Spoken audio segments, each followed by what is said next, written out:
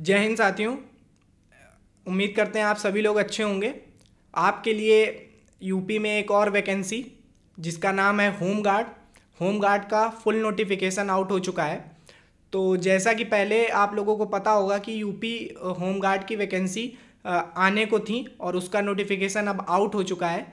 इसमें हम लोग जानेंगे क्या क्या सिलेबस है, क्या किस तरह से इसकी वैकेंसी पूरी करी जाएगी, तो इसमें क्या क्या कहा गया है और कितने पद आए हैं। पहले इसमें प्रस्तावित पद थे 44,000 के आसपास न्यूज़पेपर्स में जो देखने को मिल रहा था, लेकिन अब जो वैकेंसी आई हुई है उसमें पद दिए गए हैं 41,424, मतलब 41,000 प्लस पद दिए गए हैं। और इसमें ये बताया गया है नोटिफिकेशन में कि जनपद वाइज वैकेंसी है, मतलब जिस जनपद का निवासी होगा उस जनपद से उस फॉर्म को फिल कर पाएगा। तो आप इसमें फुल नोटिफिकेशन में देख पाएंगे कि किस ज़िले में कितनी वैकेंसी आई हुई है। और एक महत्वपूर्ण सूचना जिसमें ये कि जो अदर स्टेट के बच्चे हैं, जो अदर स्टेट से बिलोंग करते हैं, वो लोग इस फॉर्म को फिल नहीं कर पाएंगे, क्योंकि इसमें जो ज्वाइनिंग होगी वो आपको उसी ज़िले में दी जाएगी। और इसमें क्या बताया गया है, जो योग्यता है, इसकी योग्यता के बारे में बताया गया है कि 10th लेवल जो पास होगा उसके लिए ये वैकेंसी है, फॉर्म फिल कर सकता है। सैलरी के बारे में अगर हम बात करें, बेसिक सैलरी जो भी बात करें अगर उसमें, तो 600 पर डे ड्यूटी है। और इसमें जो डीए महंगाई भत्ता होता है वो सब मिलेगा आपको। नेक्स्ट, इसका जो फॉर्म फिल हो रहे हैं वो फॉर्म फिल हो रहे हैं 18 नवंबर से 17 दिसंबर तक, मतलब 18 नवंबर से आप फॉर्म फिल कर सकते हैं और 17 नवंबर तक लास्ट डेट है।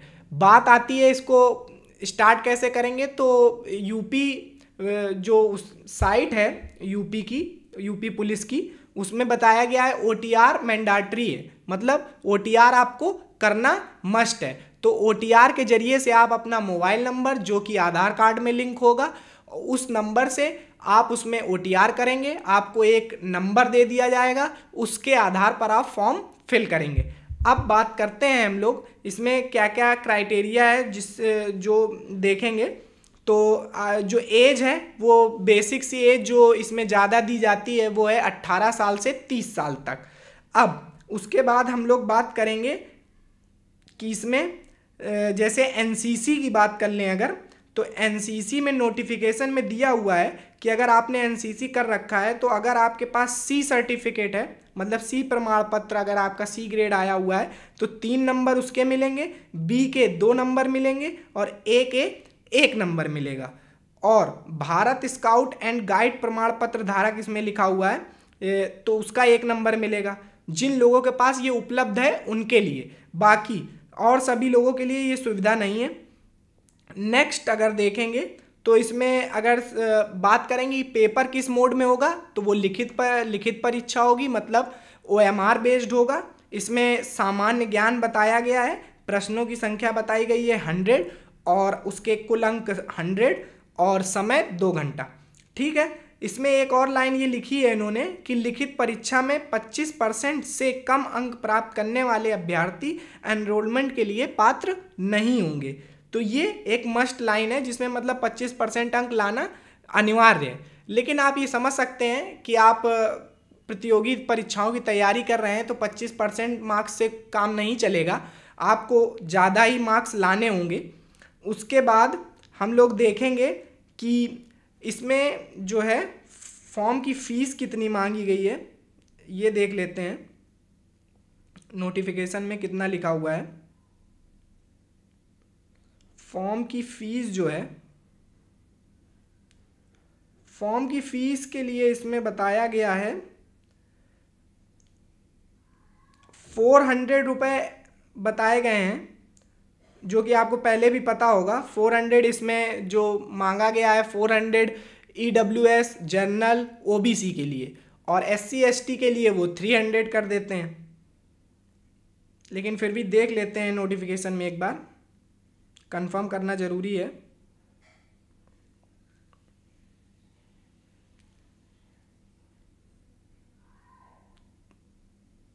हाँ सही है, 400 मांगा गया है उसके लिए और OBC SC ST के लिए 300 मांगा गया। ये सभी के लिए एप्लीकेबल है, वो मेल और फीमेल दोनों में से कोई भी हो उसके लिए। ठीक है। उसके बाद आपका जो मांगा गया है, नेक्स्ट टर्म क्या दिया हुआ है इसमें नोटिफिकेशन में, कोई भी अभ्यर्थी जो फॉर्म भरेगा वो सिर्फ एक ही जनपद से फॉर्म भर पाएगा। ये नहीं कि आपने 2 जनपद से फॉर्म भर दिए तो वो रिजेक्ट कर दिया जाएगा। ठीक है, लिखित परीक्षा होगी, उसके आधार पर मेरिट बनेगी। मेरिट के बाद आपका फिजिकल कराया जाएगा। तो फिजिकल के लिए आपके लिए क्या बताया गया है, पुरुष अभ्यर्थियों के लिए male candidate EWS general OBC के लिए हाइट होनी चाहिए 168 सेंटीमीटर और SC ST के लिए होनी चाहिए 160 सेंटीमीटर। ठीक है, चेस्ट कितना होना चाहिए, न्यूनतम सीने की माप होनी चाहिए, इसमें दिया हुआ है 79 सेंटीमीटर बिना फुलाए और कम से कम 84 सेंटीमीटर फुलाने पर होना चाहिए। वहीं हम बात करें SC ST की तो उसमें 77 सेंटीमीटर बिना फुलाने पर, कम से कम 82 सेंटीमीटर फुलाने पर, तो और न्यूनतम 5 सेंटीमीटर सीना फुलाना अनिवार्य है। ये आपको पहले से भी पता होगा, कांस्टेबल में SI में ऐसा ही कुछ है। वजन की बात करें अगर, तो महिलाओं के लिए स्पेशली लिखा हुआ है कि महिला अभ्यर्थियों के लिए न्यूनतम 40 किलोग्राम। ठीक है, नेक्स्ट देखेंगे। नेक्स्ट इसमें जो फिजिकल है, फिजिकल में बताया गया है मेल कैंडिडेट के लिए 4.8 किलोमीटर 28 मिनट में, इसमें टाइम ज़्यादा दिया हुआ है, आप देख पा रहे हैं। और जो फीमेल कैंडिडेट के लिए बताया गया है वो 2.4 किलोमीटर 16 मिनट में। तो ये कांस्टेबल से भी थोड़ा एवब दिया है कुछ मिनट, तो आप ये इसका फ़ायदा उठा सकते हैं। और इसके बाद बात करेंगे हम लोग, जो आप क्या नाम है इसमें लगाएंगे जाति प्रमाण पत्र, वो आपका अप्रैल के बाद का बना होना चाहिए, मतलब अप्रैल 2025 के बाद का बना होना चाहिए। वो आप लगाएंगे इसमें तो आपको OBC SC ST में 5-5 वर्ष की जो छूट मिलती है वो आपकी एज इट इज़ वैसे ही मिलेगी। ठीक है, और नेक्स्ट देखेंगे, इसमें ये दिया हुआ है नेक्स्ट, इसमें एक और इम्पॉर्टेंट लाइन लिखी हुई है कि महिला अभ्यर्थियों द्वारा आरक्षण के दावे हेतु पिता पक्ष से निर्गत जाति प्रमाण पत्र ही मान्य होगा। मतलब ये फीमेल कैंडिडेट के लिए दिया हुआ है कि जिनका भी आप जाति प्रमाण पत्र बनवाते हैं तो वो पिता पक्ष से ही होना चाहिए, वही मान्य होगा। इन्होंने साफ लिख के इम्पॉर्टेंट दिया हुआ है। ठीक है, और उसके बाद आपको OTR बता ही दिया कि OTR मस्ट है, 1 मोबाइल नंबर 1 ईमेल ID होनी चाहिए और डिजी लॉकर से आपके सत्यापित होंगे जो भी डॉक्यूमेंट्स हैं, तो वो आप एज इट इज़ वैसा ही होगा जैसा कांस्टेबल में है। इसके बाद आप देखेंगे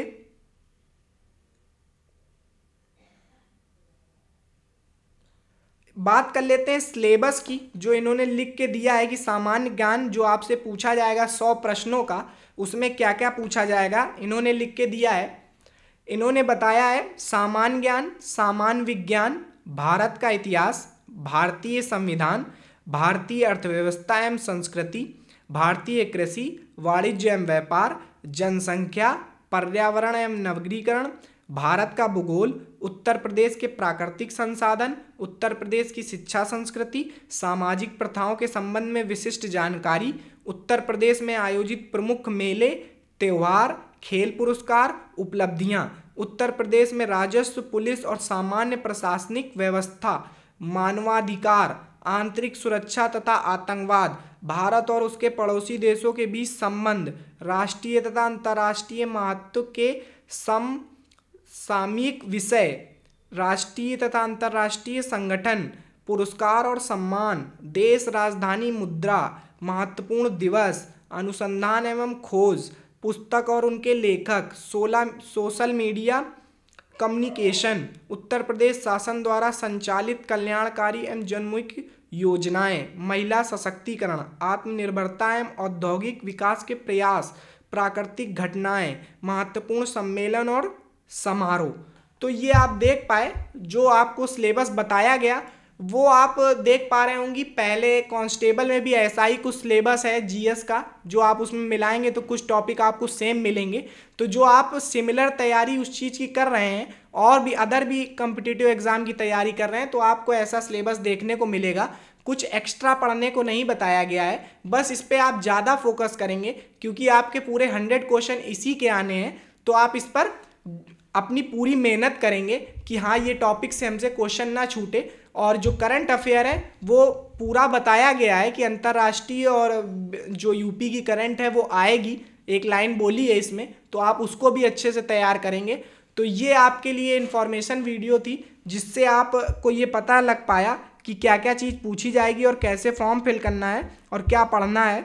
तो आप इसको अच्छे से तैयार करेंगे और उम्मीद है आप इस वीडियो से अच्छी जानकारी प्राप्त कर पाए होंगे और आप अच्छे से पढ़ेंगे, आप जॉब प्राप्त करेंगे। आपको पता ही है यूपी में 2027 में इलेक्शन है, तो इस वजह से आपको वैकेंसी पे वैकेंसी दी जा रही है, तो आप इसका भरपूर लाभ उठाएं और आप वैकेंसी को फिल करें और अब सिलेक्ट हों। Thank you.